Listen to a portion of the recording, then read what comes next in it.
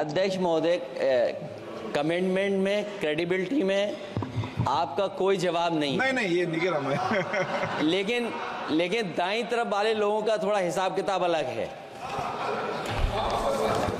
अध्यक्ष महोदय, मैं धन्यवाद देता हूं आपका कि आपने बहुत महत्वपूर्ण घटना पे मुझे बोलने का अवसर दिया है। संभल जो इसलिए जाना जाता था कि भाईचारे के साथ वहाँ रहते हैं लोग, वहाँ अभी से नहीं, सदियों पुराना भाईचारा हजारों साल से इसी तरह रहते आए हैं।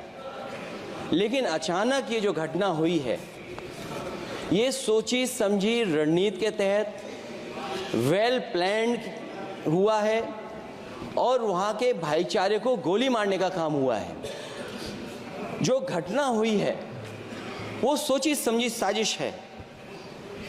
वहाँ जो खुदाई की बात लगातार अध्यक्ष महोदय देश में कोने कोने पर भारतीय जनता पार्टी और उनके सहयोगी और समर्थक, शुभचिंतक बार बार खुदाई की जो बात कर रहे हैं अध्यक्ष महोदय, ये खुदाई जो है हमारे देश का सौहार्द, हमारे देश का भाईचारा, हमारे देश का गंगा जमनी तहजीब को खो देगा।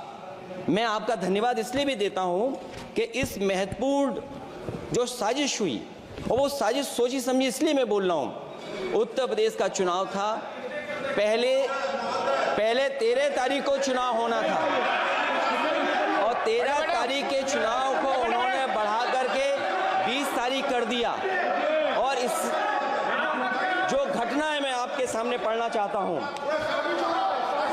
अध्यक्ष महोदय, ये यात्रा रुकी क्यों नहीं है? यात्रा ले जाओ दूसरी तरफ।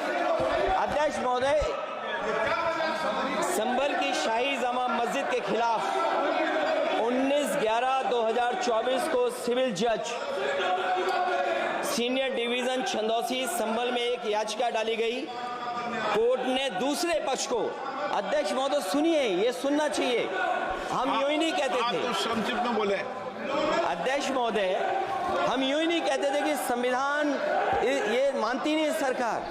हम यूं ही नहीं कहते थे कि संविधान नहीं मानती। जो प्लेसेस ऑफ वर्शिप एक्ट है, प्लेसेस ऑफ वर्शिप एक्ट है, हम बनते तो बहुत कुछ हैं।